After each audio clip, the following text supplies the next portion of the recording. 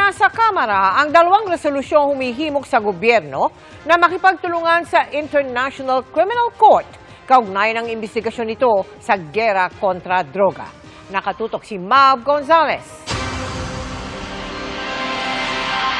7 taon matapos ipatupad ang giyera kontra droga ng Administrasyong Duterte, tinalakay ng Kamara ngayon ang dalawang resolusyon na nag-uudyok sa gobyerno na makipagtulungan sa investigasyon dito ng International Criminal Court o ICC. We are here first and foremost to ensure that the rule of law is upheld and that the role of law in obtaining justice for our people, for our constituent, is fulfilled. Hindi ibig sabihin nito ay wala ng jurisdiksyon ng ICC sa kasong crime against humanity na isinampa laban kay Pangulong Duterte. Kailangan pa rin na makikipagtulungan ng withdrawing state sa investigasyon ng ICC. Sa susunod na pagdinig, iimbitahin ng Kamara ang mga taga-Department of Justice at Korte Suprema para makuha ang legal opinion nila, pati na rin ang mga nasa ehekutibo.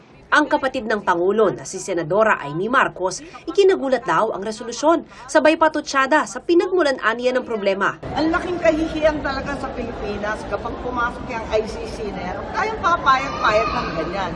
Isipin nyo, para mong sinurrender ang ating soberanya. Ano ba naman, yung ating mga korte, ang tibay-tibay, pinalaya nga si Senator De Lima.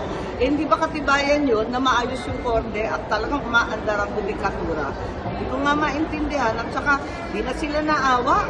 Bira naman, dami-daming problema, dadagdagan pa ng gulong politika na nagmula lamang sa ambisyon at pagnanais umupo sa posisyon sa 2025, 2028. Ang dami naman. Pero paniwala ni Senador Ronald Bato de la Rosa, mananatili lang namang resolusyon ang mga inihain sa Kamara, liban na lang kung aksyonan ito ni Pangulong Bongbong Marcos. Malinaw naman daw ang desisyon ng Pangulo na ayaw niyang manghimasok ang ICC sa ating soberanya. Nitong Hulyo lang, sabi ng Pangulo, hindi makikipagtulungan ang Pilipinas sa ICC sa anumang paraan. Pero tingin ni Representative Edsel Lagman na isa sa mga naghain ng resolusyon, posible pang magbago ang pananaw ng Pangulo rito. Palagay ko naman ay ang ating Pangulo ay titingnan yung sentiment ng Kongreso. Yung mga executive agencies ay pwedeng magpalit ng isip. Kung talagang nakikita nila na tama talaga mag-cooperate ang ating bansa sa investigasyon ng ICC. Hinihingan pa namin ng pahayag ang palasyo tungkol dito. Para sa GMA Integrated News, Mav Gonzalez, nakatutok, 24 oras. Mga kapuso, kasama nyo kami 24 oras. Mag-subscribe sa GMA Integrated News sa YouTube. Sa mga kapuso abroad, bisitahin ang GMA Pinoy TV at www.gmanews.tv.